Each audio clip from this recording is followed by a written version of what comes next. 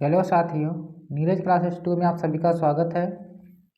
आज की class start करते हैं। पढ़ते हैं 3 नवंबर 2023 का करंट अफेयर। देखिए इसमें पहला प्रश्न क्या दिया है। हाल ही में पत्रकारों के खिलाफ अपराधों के लिए दंड समाप्त करने हेतु अंतर्राष्ट्रीय दिवस कब मनाया गया? तो 31 अक्टूबर को मनाया गया कि 2 नवंबर को कि 1 नवंबर को कि इनमें से कोई नहीं। तो किस तारीख को मनाया गया? 2 नवंबर को। किस तारीख को? 2 नवंबर। ऑप्शन 20 का राइट आंसर सही है। 2 नवंबर को मनाया गया। इसके बाद 1 नवंबर को कौन सा दिवस मनाया जाता है? तो विश्व शाकाहारी दिवस मनाया जाता है। इसके बाद आगे पढ़ेंगे अगला प्रश्न। हाल ही में टाटा रिन्यूएबल एजेंसी के एमडी एंड सीईओ कौन बने हैं? तो राकेश पाठक बने हैं कि राजेंद्र मित्तल बने हैं कि दीपेश निंदा बने हैं, दीपेश निंदा कि इनमें से कोई नहीं। तो कौन बना है? दीपेश नंदा। ऑप्शन सी इसका राइट आंसर सही है। इसके बाद आगे पढ़ेंगे अगला प्रश्न। 8वीं बार बैलेंस डी और पुरस्कार लियोन मेसी जीता है। हावड़ा लॉ स्कूल ने वैश्विक नेतृत्व के लिए डी वाई चंद्रचूड़ को पुरस्कार प्रदान किया है। सर्वश्रेष्ठ फिल्म का राष्ट्रीय फिल्म पुरस्कार रॉकेटरी द नावी इनफैक्ट ने जीता है। मणिपुरी भाषा में बाल साहित्य पुरस्कार दिलीप नार्गमैथेन को मिला है। इसके बाद आगे पढ़ेंगे अगला प्रश्न। हाल ही में किस राज्य के हाईकोर्ट ने महादेव वन्य जीव अभ्यारण्य में टाइगर रिजर्व के गठन का आदेश दिया है?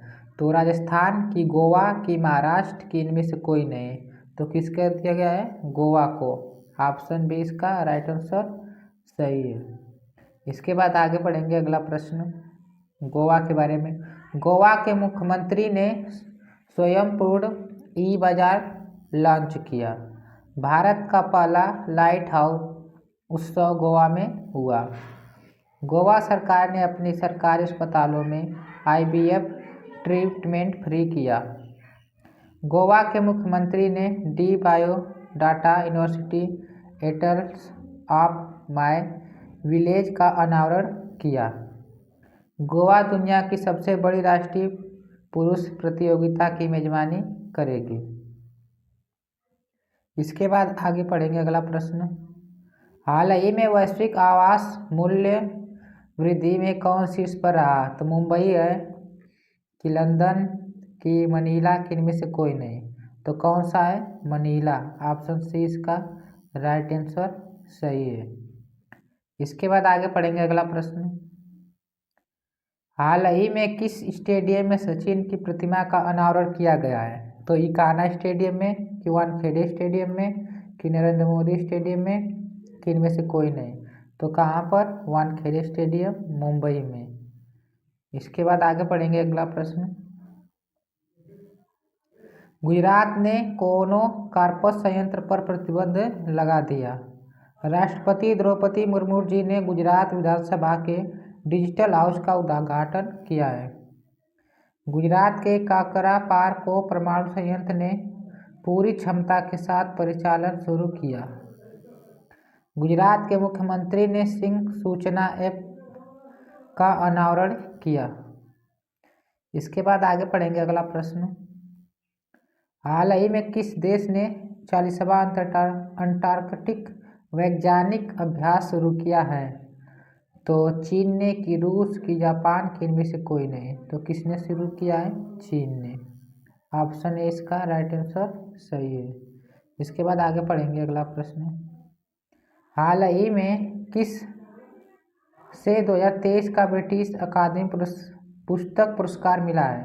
तो एकता सिंह को कि जोईता गुप्ता कि नंदनी दास कि इनमें से कोई नहीं। तो किसे मिला है? नंदनी दास को। ऑप्शन सी इसका राइट आंसर सही है। इसके बाद आगे पढ़ेंगे अगला प्रश्न। हाल ही में किस देश के क्रिकेटर डेविड विली ने विश्व कप के बाद संन्यास की घोषणा की है? तो न्यूजीलैंड के हैं कि इंग्लैंड के कि ऑस्ट्रेलिया के कि इनमें से कोई नहीं। तो कहाँ के हैं? इंग्लैंड के। ऑप्शन बी इसका राइट आंसर सही है। इसके बाद आगे पढ़ेंगे अगला प्रश्न। अंतर्राष्ट्रीय क्रिकेट में 18,000 रन पूरा करने वाले 5वें खिलाड़ी रोहित शर्मा बने हैं। वनडे क्रिकेट में सबसे तेज 2,000 रन बनाने वाले खिलाड़ी शुभम गिल बने हैं। वनडे वर्ल्ड कप 2 बार 5 विकेट लेने वाले पहले भारतीय गेंदबाज मोहम्मद शमी बने हैं। अब 2 बार से 3 बार हो गया, अभी कल ही पाए हैं श्रीलंका के खिलाफ 5 विकेट। फिर इंग्लैंड के पूर्व कप्तान एलिस्टर कुक को संन्यास और कन्वेंशन संन्यास की घोषणा की। इसके बाद आगे पढ़ेंगे अगला प्रश्न। हाल ही में कहाँ के राजभवन में सिंहासन कक्ष का नाम बदलकर सरदार वल्लभ भाई पटेल एकता कक्ष किया गया है? तो जयपुर में कि भोपाल कि कोलकाता कि इनमें से कोई नहीं? तो कहाँ पर किया गया है? कोलकाता में। ऑप्शन सी इसका राइट आंसर सही है। इसके बाद आगे पढ़ेंगे अगला प्रश्न। हाल ही में कौन विश्व स्वास्थ्य संगठन के दक्षिण पूर्व एशिया क्षेत्र का नेतृत्व करेगी? तो बानी वर्मा कि साइमा वाजेद कि शौर्य मित्तल कि इनमें से कोई नहीं? तो कौन बनेगा? साइमा वाजेद। ऑप्शन बी इसका राइट आंसर सही है। इसके बाद आगे पढ़ेंगे अगला प्रश्न।